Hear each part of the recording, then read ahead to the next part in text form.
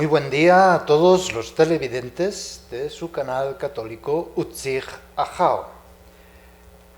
Vamos a iniciar una serie de programas que tienen que ver con apologética, pero sobre todo es respecto al mes de noviembre.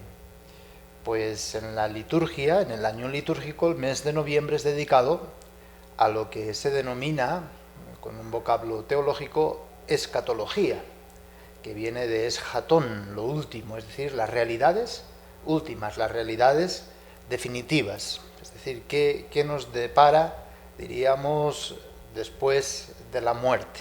Bien, estas realidades últimas son las más importantes, porque en definitiva es lo que vamos a vivir eternamente. Y vamos a empezar respecto a la suerte de los difuntos. Todos tenemos esta preocupación común. ¿Qué pasa con los difuntos? Sobre todo cuando tenemos familiares, ¿verdad? Mamá, papá, abuelito, abuelita, hermano, hermana, que pues ya han muerto. ¿Qué sucede? ¿Qué pasa? ¿Qué dice la fe? ¿Cuál es nuestra esperanza? Era una de las preocupaciones que tenían la comunidad de Tesalónica. En la primera carta y en la segunda, Pablo intenta decir cuál es la suerte que depara a los fieles difuntos. En la Iglesia católica nosotros conmemoramos a los fieles difuntos. Es decir, la Iglesia es la comunidad de los creyentes, la comunidad de los fieles. De ahí viene fides, fidelidad, viene de la fe. Por lo tanto, cuando nosotros decimos fieles, estamos diciendo vivos, no muertos. Dios es un Dios de vivos y no de muertos. Por lo tanto, nosotros no damos propiamente, como otros pueblos, culto o veneración a los muertos, sino a los vivos.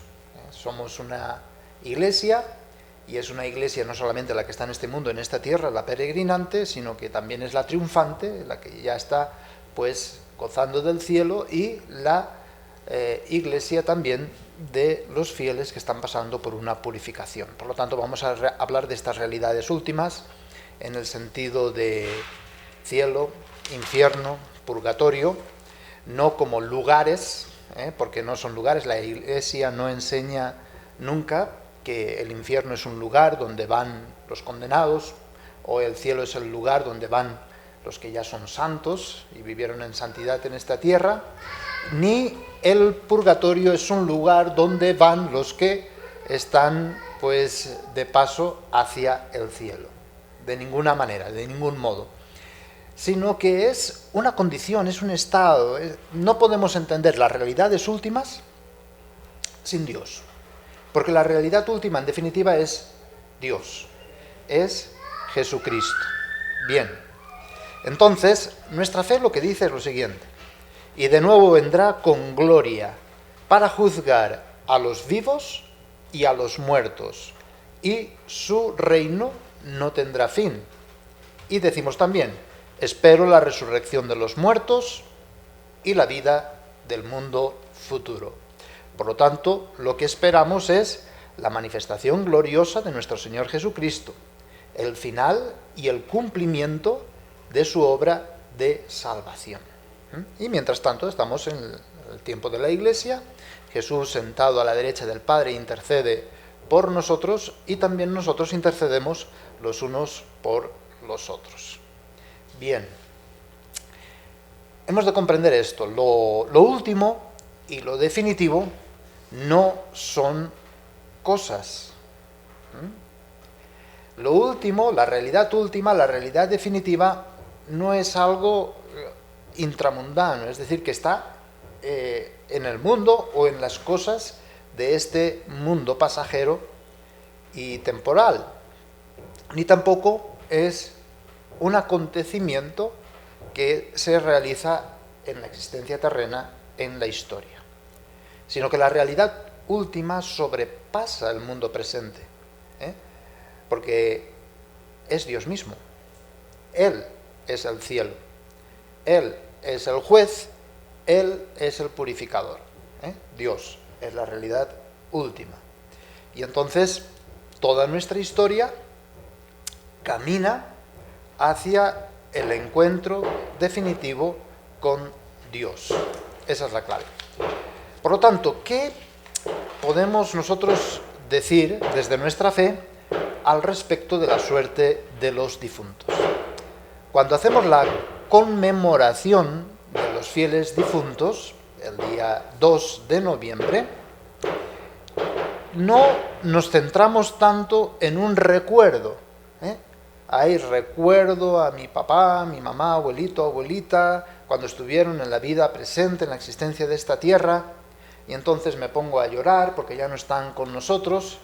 Eso está bien, eso es bueno, bien, pero no nos quedamos ahí desde nuestra fe, sino que lo que hacemos es memoria de la muerte y resurrección de Cristo.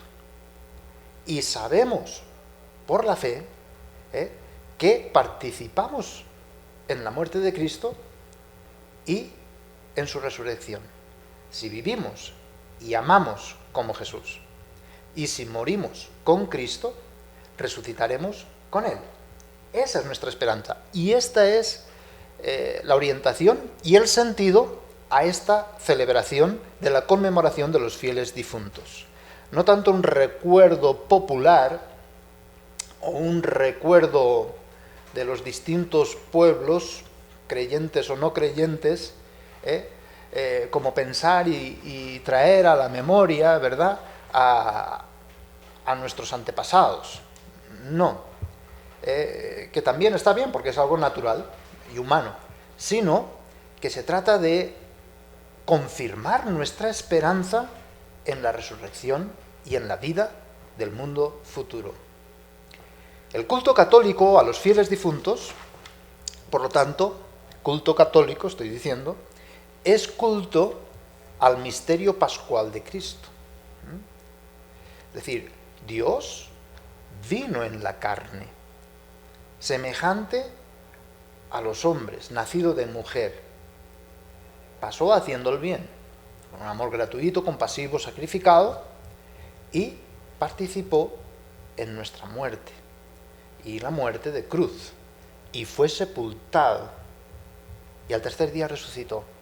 Por lo tanto, esta es nuestra esperanza, que si vivimos como Él vivió, con nosotros y como nosotros, pues si vivimos con Él y como Él, entonces nuestra muerte, nuestra sepultura, no tendrán la última palabra, sino la resurrección. Y este es el mensaje del Evangelio, este es el mensaje de salvación. Y curiosamente y dramáticamente hay mucha gente que no lo sabe todavía, y no sabe lo que celebramos. No sabe qué significa anunciar la muerte de Cristo, proclamar su resurrección, hasta que Él vuelva. Es que esa es nuestra fe. El Hijo de Dios, Dios vino en la carne, y nos dijo cuál es el sentido y orientación de nuestra vida, y cómo podemos llegar a ese encuentro definitivo de cara a cara con Dios. Por lo tanto, deseamos en este día, especialmente, claro, en todas las misas hacemos presente a los fieles difuntos, ¿verdad? Pero en este día deseamos que se renueve en nuestro fiel difunto que conmemoramos el misterio pascual, que se haga realidad en él. Igual que ya ha participado en la muerte de Cristo, esperamos, y esa es nuestra fe, y esta es nuestra celebración, que resucite también con Él. Por lo tanto, nosotros participamos en la Eucaristía porque sabemos que es ahí justamente donde se conmemora el misterio pascual. Y queremos hacer presente, por esta intención hacia el difunto, por el alma de, ¿sí?, queremos hacerlo presente para que, igual que ha participado ya en la muerte de Jesucristo, participe con Él en la gloria de su resurrección. Esto es lo mejor que podemos desear a los difuntos. orar por ellos, interceder por ellos y también para nuestro bien, es decir, para ir haciendo presente constantemente nuestra esperanza. Y nuestra esperanza es la muerte y la resurrección.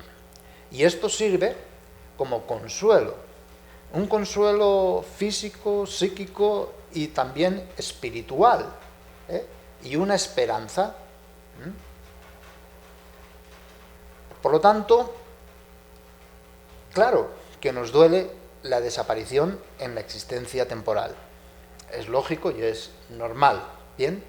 Pero nuestra esperanza va mucho más allá. Ese recuerdo quizás nos puede hacer surgir lágrimas, ¿verdad? Y eso es amor, eso es cariño y eso es bueno. Esta cuestión es humana, ¿bien? Pero hemos de cumplir y superar esto, sabiendo, como decía al principio, que la realidad última y definitiva es otra cosa, distinta, diferente, y es mejor que la existencia temporal, ¿verdad? Porque es Dios mismo. Por lo tanto, algo que tenemos que tener muy claro también, y es peligroso si no lo comprendemos. El fiel difunto no está sepultado. Es decir, tú vas al cementerio, ahí está el difunto. No, no está ahí. Está ante Dios. Está ante Dios. Esa es nuestra fe.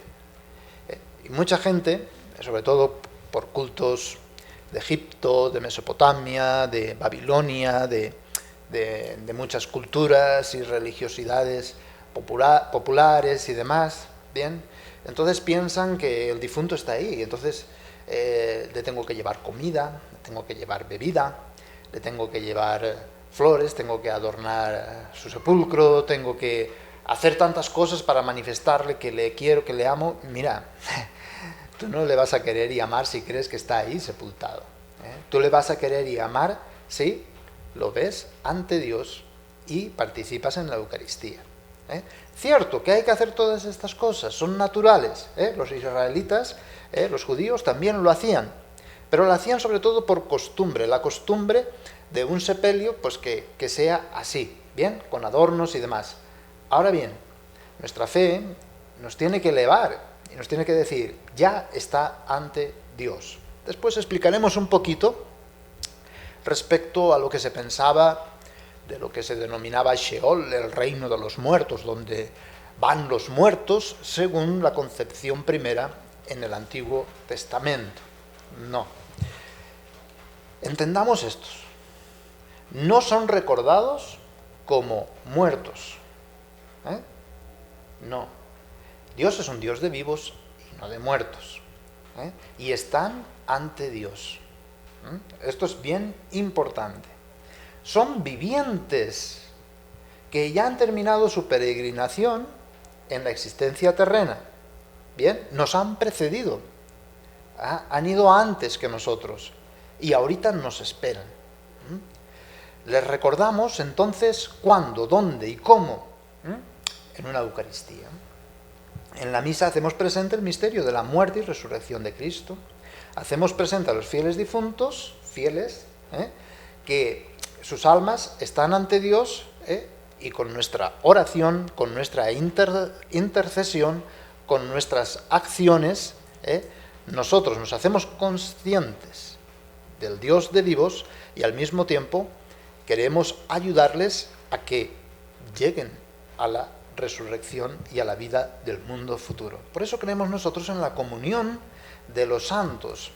Ahí nos comunicamos con ellos, no en el sentido espiritista ni de cosas raras, ¿verdad? Y a ver dónde están en difuntos, a ver si me hablan por la cueva o yo qué sé qué. No.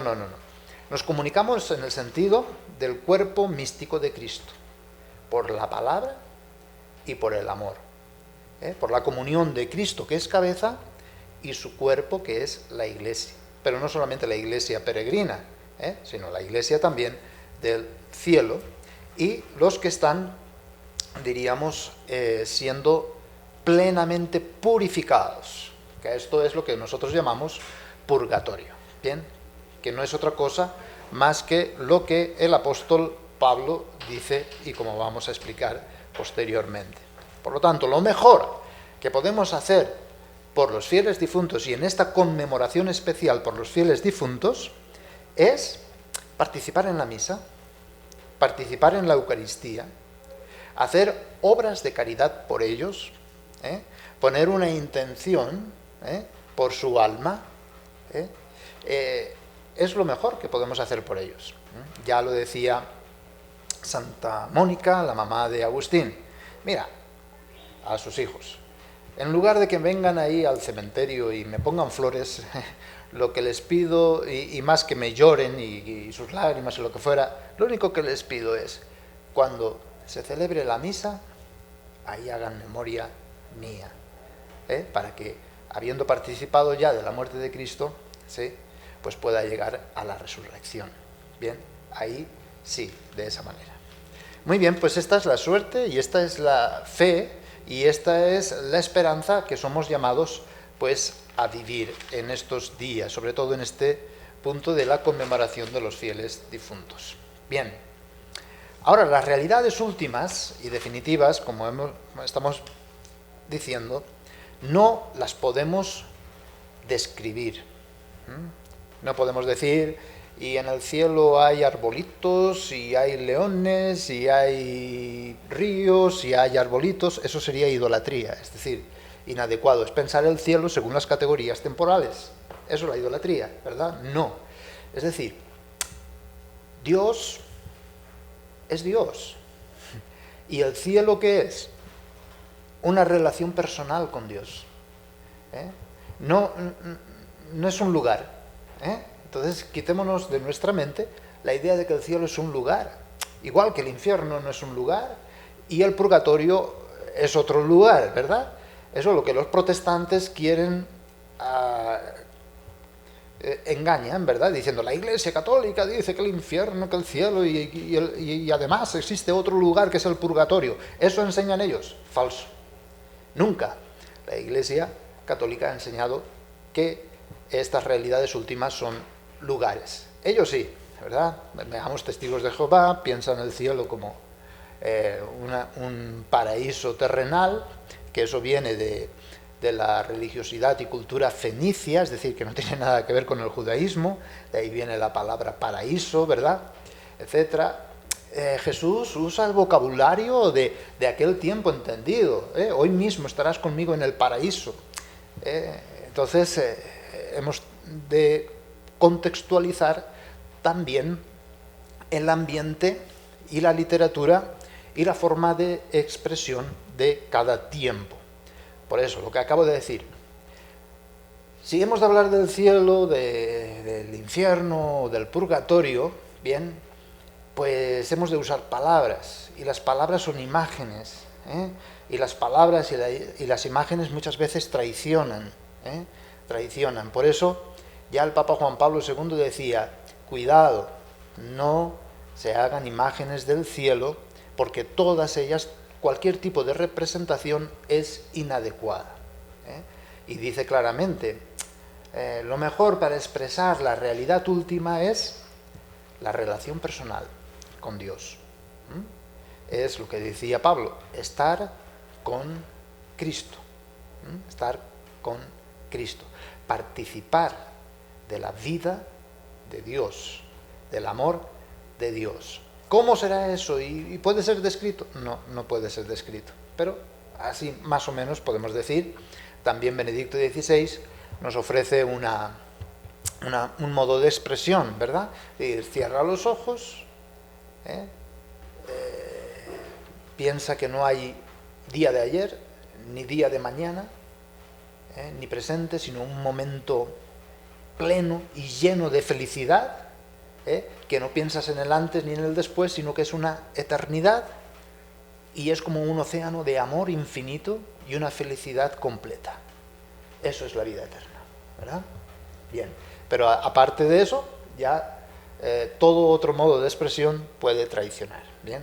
Como protestantes, fundamentalistas, ¿verdad?, que interpretan la Biblia al pie de la letra. Es que hay trompetas, es que hay caballos, es que hay un guerrero, es que hay... No, son modos de expresión, es que va a haber fuego, es que va a haber... Son modos de expresión, no hay que tomarlos al pie de la letra. De alguna manera tenemos que hablar, pero porque podemos hablar, podemos decir que del cielo, o del infierno, o del purgatorio, son otras cosas, distintas a las que nos podamos imaginar o a las representaciones que podamos tener. Bien, esto es muy importante. La vida futura, es decir, después de la muerte, ya no es algo que continúa a la vida presente. Es decir, yo tengo la existencia temporal, nazco, vivo en la existencia temporal, pasajera, y la muerte después no hay una continuación de lo mismo, sino que es otra cosa distinta. ¿Bien? Esto es muy importante.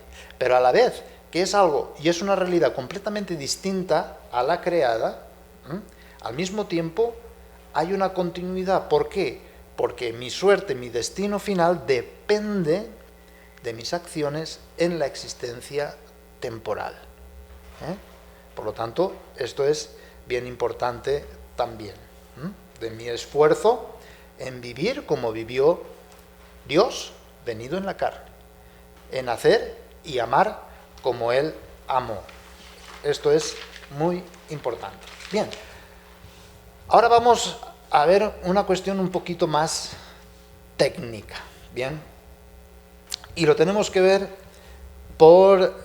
porque este programa, Apologética, por el ataque de las sectas, ¿verdad?, siempre quieren confundirnos con el vocabulario.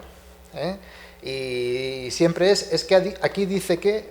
Espérate, vamos a ver qué es lo que dice y cómo lo dice. Por eso vamos a ver el vocabulario usado, modos de expresión en la Biblia sobre estas realidades últimas y definitivas. ¿Cómo se ha ido expresando? Sabiendo que todo esto es relativo. ¿Pero es palabra de Dios? Sí, pero es relativo. ¿Bien? Todo es palabra de Dios, es figura, sombra, signo, señal, índice que señala, que indica otra realidad distinta. Pero cuando tú todo eso, que es signo, señal, sombra y figura, lo absolutizas, entonces, pues, caes en idolatría y en confusión. Bien, lo primero que nos encontramos en las Escrituras es que se habla del Sheol. Bien, el Sheol se entendía así, la morada de los muertos. Es decir, lo entendían como un lugar común para todos los muertos, buenos y malos. A eso le llamaban Sheol. Sheol. Ahí sí, aquí lo definen y lo describen como un lugar. Y un lugar donde están todos los muertos, es decir, los difuntos, ¿dónde van? Al Sheol todos, ¿verdad? En ese sentido lo entendían como un lugar común para todos los muertos. Pero fíjense qué dramático. Capítulo 38, versículo 18 de Isaías. Dice así: que el Seol no te alaba, ni la muerte te glorifica, ni los que bajan al pozo esperan en tu fidelidad. Es decir, el Sheol, en el Sheol no hay alabanza, los muertos no te pueden glorificar, ni los que bajan al pozo, ¿verdad?, pueden esperar en la fidelidad de Dios. Por eso exclama: el que vive, ese te alaba, como yo ahora. El Padre enseña a los hijos tu fidelidad. Yahvé, sálvame. Sálvame. Es decir, hay como cierto pesimismo, como diciendo, la muerte tiene la última palabra, el Sheol, el lugar de los muertos, pero no hay más esperanza. Segundo, el primero en hablar de no un lugar, sino de una vida nueva y distinta, es Daniel. Entonces vamos a abrir nuestras Biblias por el profeta Daniel, capítulo 12, versículos del 2 al 3. Vemos que la revelación, la manifestación de Dios, de las realidades últimas, es progresiva. No es dada de una vez por todas. No, no, no. Poco a poco se va manifestando y se va comprendiendo. Dice así: muchos de los que duermen en el polvo de la tierra se despertarán. Y habla de dormir y de despertar. Otro modo de expresión, imágenes. ¿Bien? Muchos de los que duermen en el polvo de la tierra se despertarán. Unos para la vida eterna. Aquí ya hay una esperanza grande. Ya el Sheol no es lo definitivo y lo último, y solo los vivos alaban a Dios, sino aquí que tenemos que unos para la vida eterna y otros para el oprobio, para el horror eterno. Y habla de cielo e infierno. ¿Bien? Unos para la vida eterna, cielo. Otros para el oprobio, para el horror eterno. Los doctos brillarán como el fulgor del firmamento, y los que enseñaron a la multitud la justicia como las estrellas, por toda la eternidad. Figuras, no se queden en la figura, ¿verdad? O sea, que yo voy a ser una estrella. No, para toda y por toda la eternidad. Bien, aquí vemos la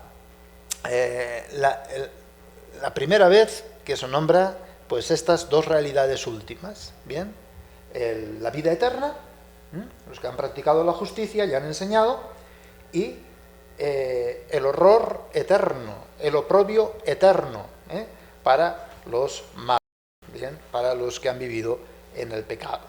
Bien, Daniel es el primero, recuerden, capítulo 12, versículos del 2 al 3. Ahora bien, el libro de la sabiduría también habla de las almas de los justos, y esto nos da mucha esperanza para nosotros también, hoy, aquí y ahora.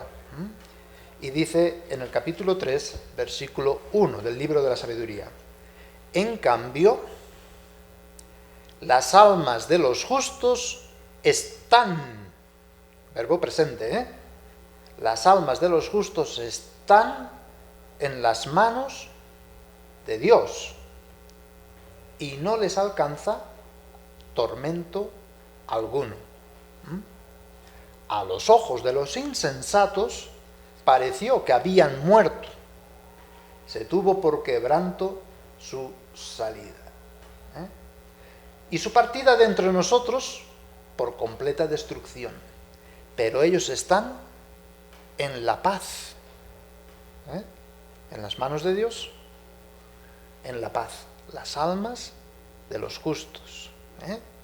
Por eso se dice: descansen en paz, en las manos de Dios. Ahí están, y Dios en sus manos no tiene muertos, es Dios de la vida, es Dios del viviente.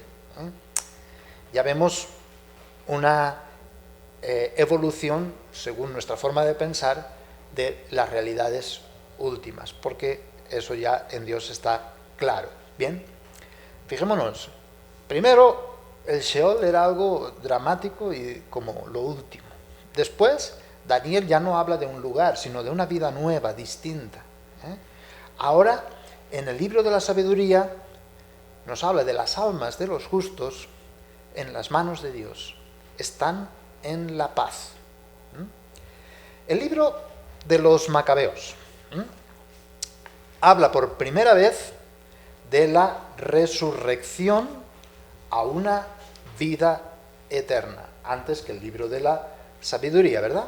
Entonces ahí tenemos en el libro segundo de Macabeos, el capítulo 7, versículo 9. Dice así: al llegar a su último suspiro, dijo: tú, criminal, nos privas de la vida presente, pero el Rey del mundo, a nosotros que morimos por sus leyes, nos resucitará a una vida eterna. Aquí ya habla de la resurrección para la vida eterna. Macabeos también habla de poder hacer oración y poder ofrecer sacrificios por los fieles difuntos. Vamos a ver en segunda de Macabeos, capítulo 12, versículo 38. ¿Ya lo tienen? Entonces dice así: Judas, después de reorganizar el ejército, se dirigió hacia la ciudad de Odalam. Al llegar el día séptimo, se purificaron según la costumbre y celebraron allí el sábado. Al día siguiente fueron en busca de Judas, cuando se hacía ya necesario para recoger los cadáveres de los que habían caído y depositarlos con sus parientes en los sepulcros de sus padres. Ya vemos esta costumbre de sepultar a los muertos. Entonces encontraron bajo las túnicas de cada uno de los muertos objetos consagrados a los ídolos de Yamnia, que la ley prohíbe a los judíos. Fue entonces evidente para todos por qué motivo habían sucumbido aquellos hombres. Habían pecado. Bendijeron pues todos las obras del Señor, juez justo, que manifiesta las cosas ocultas. Nada hay oculto que no aparezca al final. Y pasaron a la súplica. Ahí viene la oración, ahí viene la súplica, rogando que quedara completamente borrado el pecado cometido.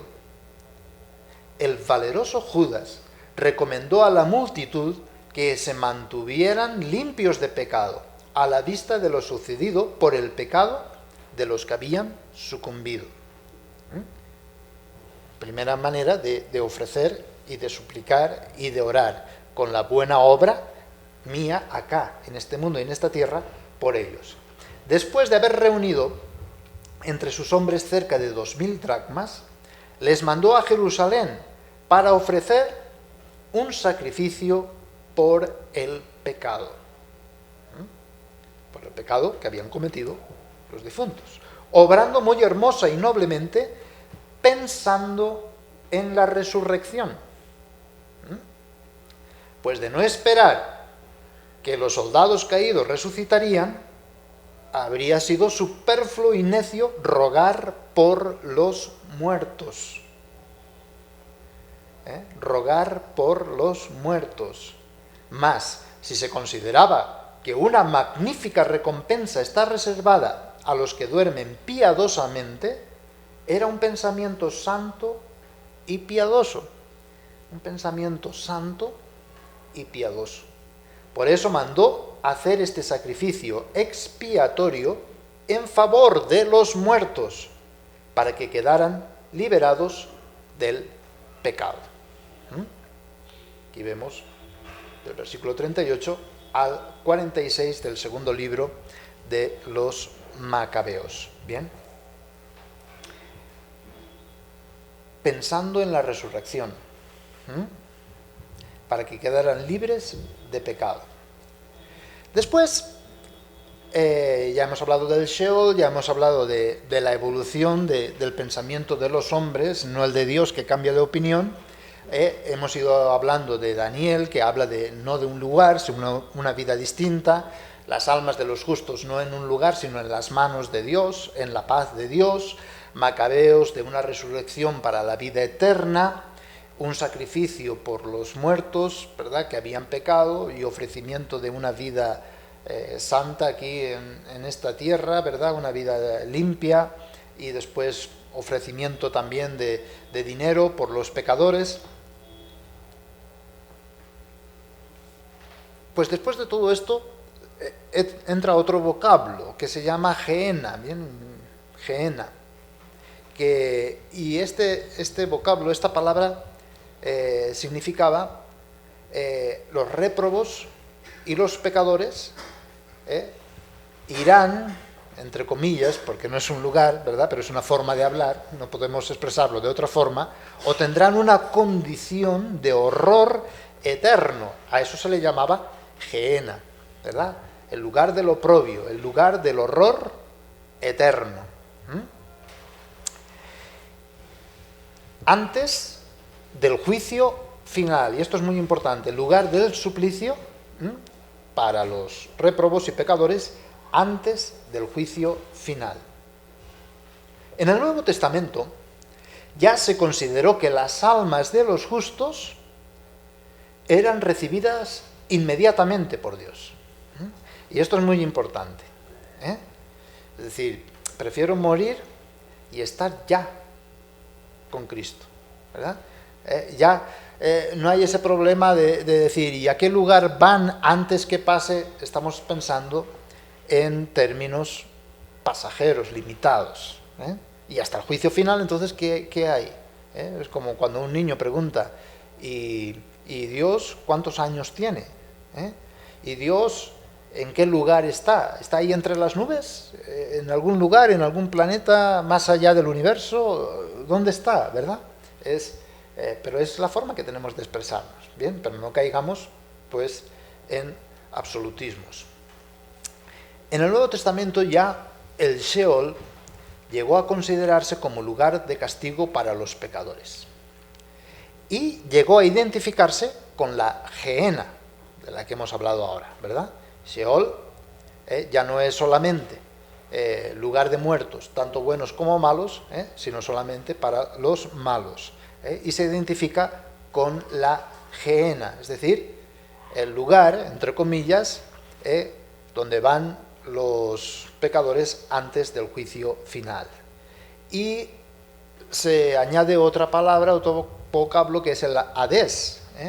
Y el Hades, a eso sí se le consideró el reino de los muertos. Y tenemos que pensar siempre esto, Jesús se vale del vocabulario judío de su tiempo y de su entorno, y ese es el que usa. ¿Bien? Ahora bien, ¿y dónde queda el infierno? Pues el infierno será la condición definitiva y última de los demonios y de los pecadores. Ahí lo podemos ver después del juicio final de las naciones. En Mateo capítulo 25 se nos habla del infierno. Que cuidado, el infierno no tiene el sentido de Sheol o de Gehenna no, sino que el infierno es la condición definitiva para los demonios y los que no han hecho la voluntad de Dios. Tenemos aquí en 25, versículo 41 de Mateo. Dice así: entonces dirá también a los de su izquierda: apartaos de mí, malditos, al fuego eterno preparado para el diablo y sus ángeles. Ahí está, preparado para el diablo y sus ángeles. En ese momento, ¿verdad?, tendrán esa condición de oprobio o de horror eterno. Bien. También lo podemos ver en Apocalipsis, el capítulo 19, versículo 20. Dice así: pero la bestia fue capturada y con ella el falso profeta, el que había realizado al servicio de la bestia las señales con que seducía a los que habían aceptado la marca de la bestia y a los que adoraban su imagen. Los dos fueron arrojados vivos al lago del fuego que arde con azufre. Ahí está. Eso es otro modo de expresión. No absoluticemos, es la forma de hablar, ¿verdad? La condición de horror eterno, de oprobio eterno. También lo tenemos en el capítulo 20, versículo en el capítulo 21, versículo 8. Pero los cobardes, los incrédulos, los abominables, los asesinos, los impuros, los hechiceros, los idólatras y todos los embusteros tendrán su parte en el lago que arde con fuego y azufre, que es la muerte segunda. Bien. Ahora, una pregunta que suelen hacer, ¿verdad?, sobre todo los mormones, creo que son, y testigos de Jehová, ¿verdad?, es que Pedro dice que Jesús bajó a los infiernos. Claro, no al lugar definitivo, lugar entre comillas, a la condición definitiva y escatológica de los demonios y pecadores. Ahí no, sino que esa palabra, cuando dice infiernos, lo que quiere decir es el reino de los muertos, donde están todos los muertos, ¿verdad? Para liberar a los que estaban ahí. ¿Bien? Y esa es nuestra esperanza. Por eso hablamos un poquito de toda esta cuestión de vocabulario. La conmemoración de los fieles difuntos está estrechamente relacionada con la idea de purgatorio. Y ahora vamos a ver. El purgatorio, como un estado de purificación, es creído y afirmado por los judíos antes del Nuevo Testamento. También después del Nuevo Testamento los judíos creen en el purgatorio. Los ortodoxos, la Iglesia ortodoxa, aunque no lo llama así, y también los católicos. ¿Bien? Con la Reforma protestante, Lutero y demás, empezaron a decir, nosotros no creemos en eso. Pero la no creencia fue inventada por ellos. ¿Por qué? Era, pues, creído, pues así, claro. Pero hay que tener también mucho cuidado en estas cuestiones, ¿verdad? Porque enseguida dicen, entonces es un lugar donde están las almas ahí y pueden bajar y pueden darnos miedo y pueden... Cuidado con eso, no. Purgatorio significa el momento de purificación final antes de ver a Dios, diríamos, definitivamente. Un encuentro definitivo con Él. ¿Por qué? Porque si vemos en el Apocalipsis, capítulo 21, versículo 27, dice lo siguiente: nada profano, hablando de la ciudad de Dios, de la Jerusalén celeste, de la vida eterna, nada profano, nada impuro entrará en ella, ni los que cometen abominación y mentira. Sino, es decir, no solamente no entrarán cosas profanas o cosas impuras, sino personas que cometen abominación y mentira, sino solamente los inscritos en el libro de la vida del Cordero, es decir, los que han recibido el bautismo, los que han participado de la muerte de Cristo y esperan su resurrección, solamente ellos. Esto es bien indicativo, nada impuro o profano puede entrar.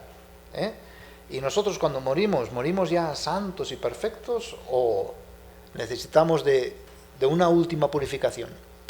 A eso es lo que la Iglesia Católica llama purgatorio. No un lugar, sino una condición, un estado, el paso definitivo, ¿verdad?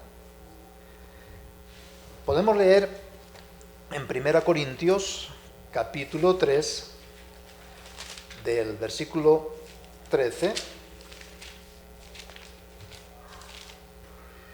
primera carta a los Corintios, capítulo 3, de los versículos 13 al 15.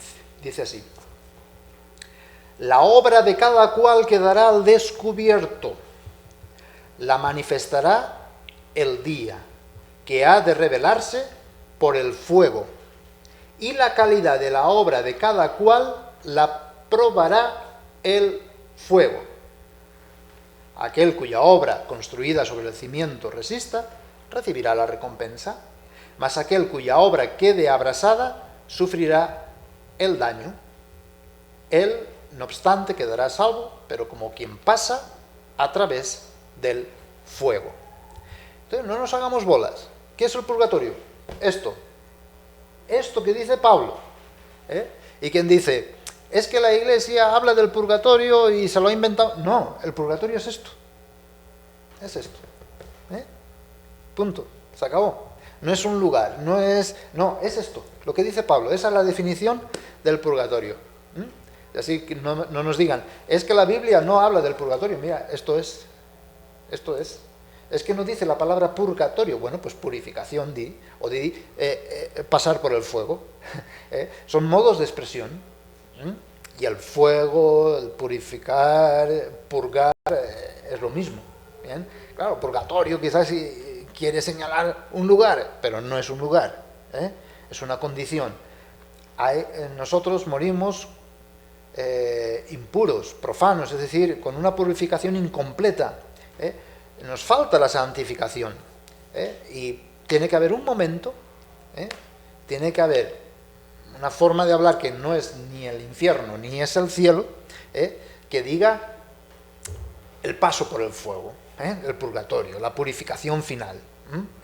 Es decir, más que decir, es que no es suficientemente bueno y no tiene los méritos, las obras necesarias para pasar al cielo. No, eso no es lo que dice la Iglesia Católica, sino que es la purificación completa en ese sentido. Eso es lo que nosotros decimos, pasar por el fuego para que lo profano y lo impuro pues quede completamente quemado y solamente podamos entrar pues puros, porque solamente el puro, el limpio puede entrar. ¿Bien?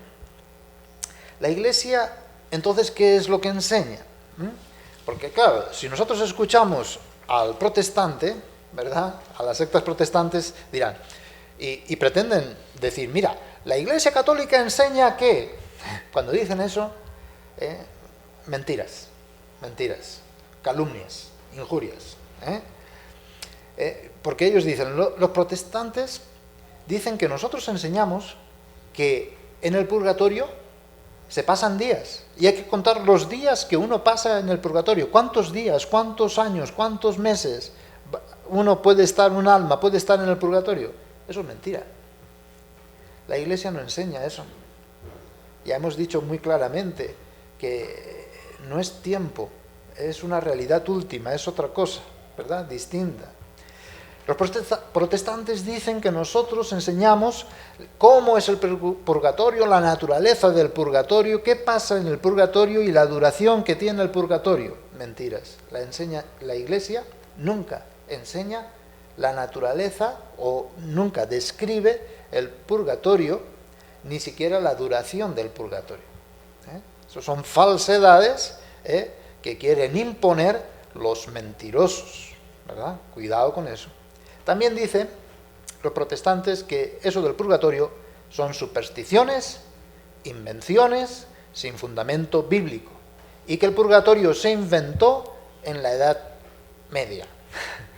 No, Pablo vivió en este tiempo, ¿verdad? Y ahí lo tiene muy claro. Fuego purificador, ahí está. Y podemos ver todas las citas bíblicas donde se nos habla del fuego como purificación. Ni la Iglesia enseña que es un lugar, ni la Iglesia enseña la duración, sino que la Iglesia enseña que es una condición de vida, un estado, un paso, la última etapa de santificación. Nosotros en nuestra vida estamos despojándonos constantemente del hombre viejo y revistiéndonos del hombre nuevo. Pero cuando vayamos, después de la muerte, vayamos a pasar, ya estoy hablando de un lugar, pero es que esa es nuestra forma de expresión, al cielo, antes tenemos que ser purificados plenamente, santificados perfectamente, ¿bien? Porque nada ni nadie puede entrar en el cielo de forma impura o de forma profana. Recordemos esa parábola de Mateo, cuando nos habla de aquel que va a misa, de aquel que participa en el banquete, pero no va con vestido de fiesta. Entonces será echado fuera. Es decir, nada impuro, nada profano puede pasar. Bien. En la Biblia, en la Escritura, podemos encontrar constantemente cómo pues, se habla de la realidad, o mejor, más que de realidad, el modo de expresión del fuego. El fuego es lo que quema, lo que destruye, ese es el fuego del infierno. El fuego es lo que purifica, como crisol al horno, ¿verdad? El oro puro, ¿verdad? Entonces también fuego es purificador. Entonces este signo tan interesante puede indicar la realidad última, pero no te quedes en el dedo, sino lo que señala, Por eso cuando dice, entonces en el purgatorio hay fuego, ¿verdad? Y el fuego me va a quemar, me va a hacer daño, me va... mira, disculpa. El fuego aquí, en cuanto al purgatorio, nosotros lo entendemos como el amor de Dios. Tú entrarás en el amor de Dios, y el amor de Dios es como fuego, que hace desaparecer toda impureza, hace desaparecer todo lo profano. Entonces, no es como el fuego del infierno, que es dolor y tormento y oprobio y horror, ¿verdad? Sino que es un fuego del amor de Dios. El amor de Dios que todo lo sana, todo lo purifica. Bien. También, pues en Malaquías, el capítulo 3, versículo 2, lo podemos encontrar, esta realidad, pues, o este signo, bien, del fuego.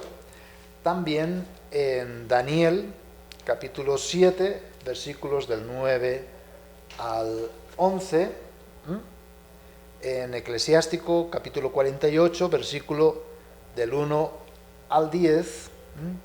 Por lo tanto, el fuego, igual que es signo de destrucción, también es signo de transformación. Recordemos, en Pentecostés, que reciben las llamas de fuego. El Espíritu Santo también es definido como este fuego. Es un fuego que elimina toda la impureza. Los ángeles se les denomina serafines. Serafín en hebreo significa algo que arde, ¿verdad? Entonces un serafín vino y me tocó los labios, algo que arde, me purificó los labios, signo de purificación. Por lo tanto, ese fuego también sirve para purificar, para purgar. No es un fuego de condena, como en el infierno, sino que sirve también para purificar y para purgar. Bien.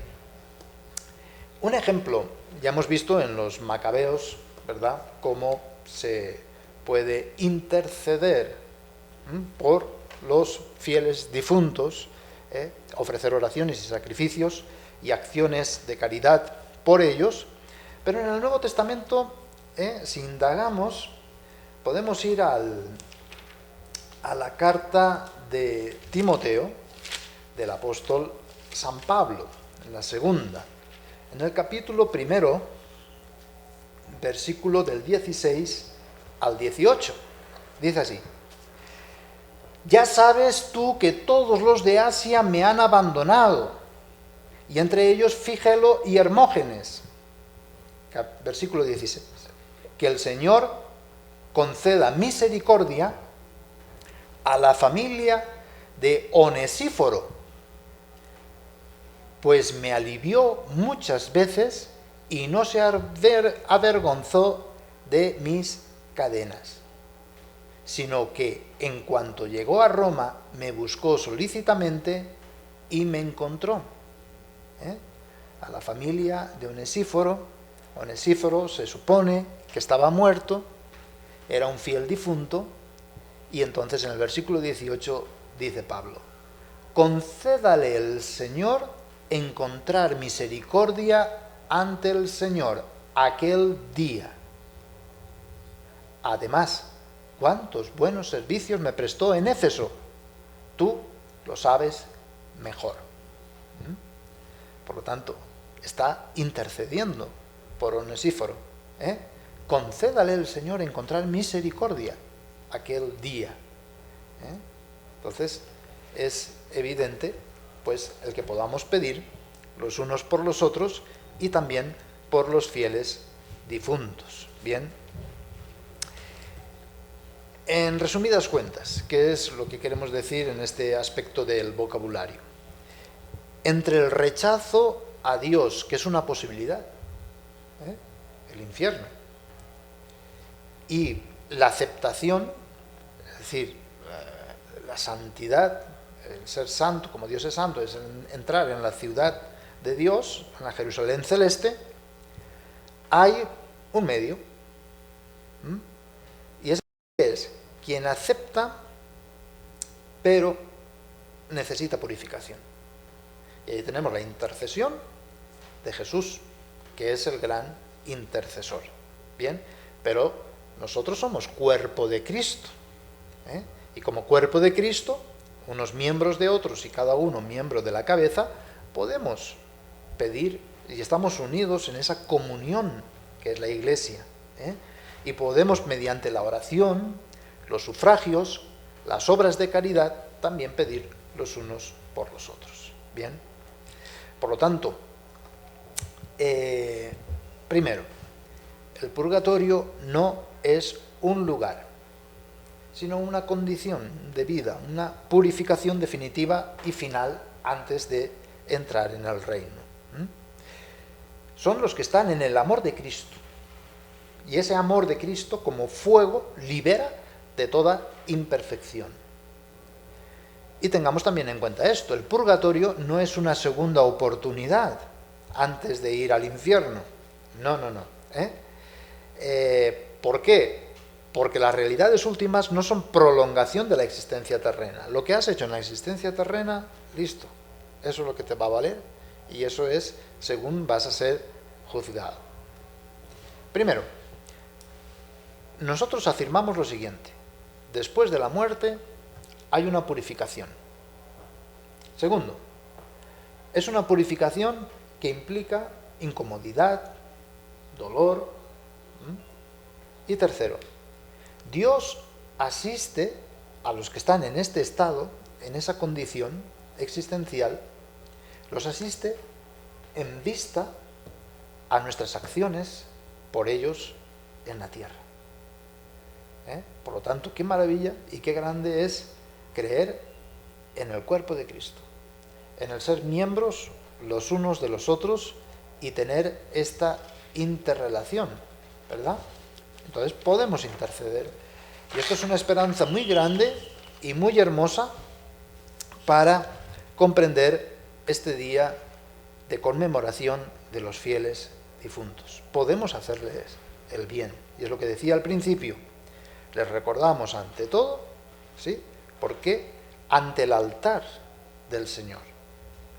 Ahí les recordamos, ahí les hacemos presentes y ahí intercedemos por ellos como Pablo, ¿verdad? Que tengan misericordia Dios de ellos. Y lo hacemos con nuestras buenas obras, con nuestro portarnos bien, con nuestros sufragios, con nuestras oraciones y con nuestras peticiones. Por lo tanto, esta es la esperanza, ¿verdad?, que nosotros tenemos y que mantenemos siempre. Pues vamos a ir hablando poco a poco al respecto de las realidades últimas. Hoy hemos visto una cuestión un poquito más general y ahora vamos a ir hablando de estas realidades, del juicio particular de cada uno inmediatamente después de morir, del juicio final, de la segunda venida de Cristo. Vamos a hablar también del infierno, un poquito más, del cielo y del purgatorio, y saber siempre esto: el Evangelio es un mensaje de salvación. Dios vino a salvarnos, pero por la misma libertad humana, pues hemos de afirmar también, pero por libertad humana, que hay posibilidad de condenación. Bien. Muchísimas gracias entonces por su atención. Sigan en sintonía de Utsi Jajao y vamos a ir viendo estos temas, qué es lo que dice la Iglesia y qué es lo que enseña la Iglesia. Y no dejarnos afectar ni influir por lo que otros quieren que la Iglesia dice y enseñe, pero ni dice eso ni enseña eso. Ahí tienen el teléfono para preguntas, comentarios y dudas que puedan llegar a tener. Muchas gracias y buen día.